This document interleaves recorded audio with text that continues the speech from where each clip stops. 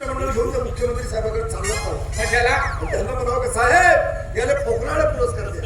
आमच्या पक्षासाठी नवीन गोष्ट आहे का? आमच्या पक्षाचे ब्रीद वाक्य आहे, खोटे बोला पण रेटून बोला.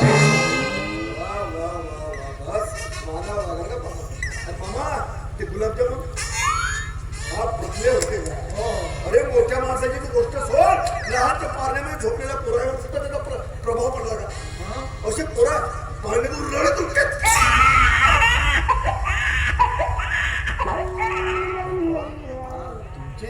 सुमित्रीचा मोन्याको असला सुमित्रीचा लग्नाच्या दिवशी माझ्या पोटात होता हो का? अच्छा अच्छा म्हणून त्याच्यावर प्रभाव पडला नाही. तर ते लहान पोराच्या पार्ल्यातून रडत उठते. Mummy gulab jamun, mummy gulab jamun. का टेस्टी बनले होते का? नाही होते. आणि का त्याचा साईज होता मग सारा सोन वगैरेचे अंडे तरी मोठे झाले. गावल्याचे बेचारे गेला आमचे. नाही त्याचं काय झालं जावं बापू, ते साईडवरच होते. त्या आचार्याने कंटिन्यू पंखा चालू केला. ते आखूनचे पावले बरं झालं वेळेवर आम्ही पंखा बंद केलं होतं. त्याचं पाकच वाढावं लागलं असं. बाबा तेवढी जर मेहरबानी केला का तुझा नाही तर तेवढी बेइज्जती झाली असती. पण मामा आता ह्या गोष्टी अत्यंत महत्वाची गोष्ट सांगतो मी. आता हे बरोबर आहे, बरोबर आहे. कोण? मी अरे अरे अरे अरे अरे बरोबर मी राहील का ते राहील का? दोन जीवाची आहे. अच्छा म्हणजे तुमच्या गावी दोन जीवाची म्हणतात. हो तर दोन जीवाची आहे. आहे. त्या अंगणवाडीमधून बरोबर मातेचा आहार भेटला. तो खावायला नाही पाहिजे. खायला पाहिजे. नाही तो खावायला नाही पाहिजे. खायला पाहिजे. कोणाला सांगत कोणाला सांगू? अगं तिने सांगितलं. हो हो म्हणते. नाही खाल्लं नाही खाल्लं. त्या आमच्या घराजवळच्या करिश्माला चिपी केली नव्हती का? बाबा दीपिका घेतेच जीव यंदा. दोन जीवाची आहे म्हणतात. अरे त्या अंगणवाडीत जाणाऱ्या पोरी दोन काका बाबा आणि त्याच्याबद्दल तू असं बोलतोस. तुला श्रम नाही लागत.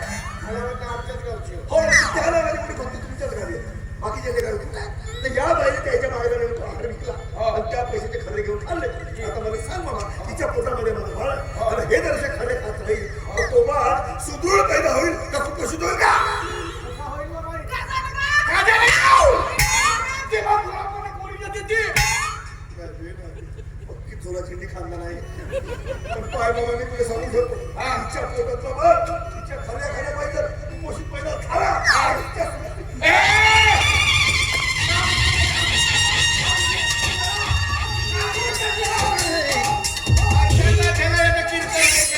कोणी असतं तर कापून टाकलं असतं ना बाई. कोटी गेला हा. सासऱ्याच्या घरी येऊन डिंग मारून राहिला. कोटी गेला हा. कोटी गेला हो. वायनावा ठाकरेचा झिलकुंबा बोलतो ना. कोटी गेला कापून टाकी.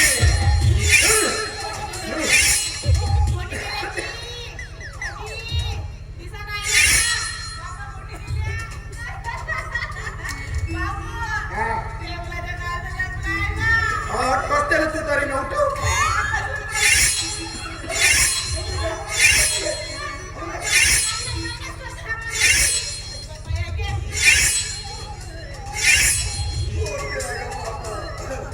किती तलवार पाजवलेस पुरी पत्नी पत्नी ना आले दहा आले. जाबाई बाबू तुम्ही आमच्या खांद्याने जरा पाहिलं ना अजून. एकदा माझ्या बापाचा असा पातीचा बैल बसला असा उठवता नाही उठला. नेली ही तलवार आणि तिथे जाऊन जागेवर बैल कापला.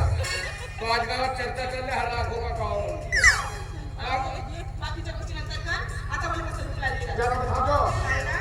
तो माझ्या साडा घरी पाहुणा आला. बहिणीला भेटायला म्हणून साडा पाहुणाला कोंबडा कापला पाहिजे. पातीचा कोंबडा कापलो.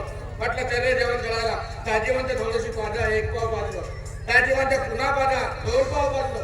दाजी म्हणते पुन्हा पाजा तीन पाव पाजलं. किती पाजलं? पचल तेवढी घ्यावा ना. नाही पचली. जेवलाय नाही आणि तसा छोटला आणि रातभर बाजेवर फला मुटला. सकाळी उठला म्हणते दाजी जातो. म्हणलं खोटी हे वाकर का माझ्या बापू आहे. दिवसभर वाकर धुवून मागलं बळव्याला. एकच वाकर दिवसभर कसं एक खराब केलं पुऱ्या वाकरा धुवून मागलं. अहो हे बोहारे तुम्ही तिकडे जाऊन खाना. जाऊन कसा रस्त्यावर बदल वाटत मोहरी थुत्रा होऊन किती करता. दोन जीवाच्या टायमावर जेवा लागते. माझ्या सासरा मुलीला भेटायला आणि लावली थेट त्यानं मागे किटकिट. माझी मुलगी होती कशी नाही कशी झाली कशी दादा थेट तर घेऊन मी गेलं. मुठभर कवच कुठला नेऊन बिस्तरावर सोडलं. रातभर खातेव लाल मारुती झाला. हा केव्हा उठून गावाला गेला तर पत्ताच नाही. मरून गेला माझा सासरा पण पुन्हा माझ्या घरी पाहुणा नाही आला.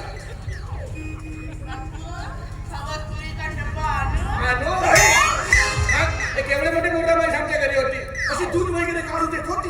नेमकी पार्टी उचलावर गेला. त्याची काय कसते हो? तिकडे बसला मी पोझिशन घेतो. पहिले तुला तिकडे बसून भक्ती आहे तुझी की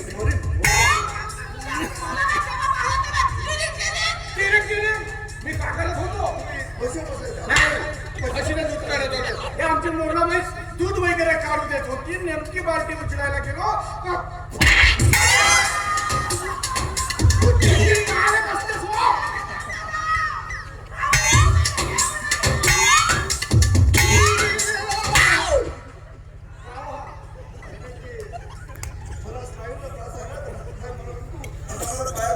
तर मी काय करत होतो?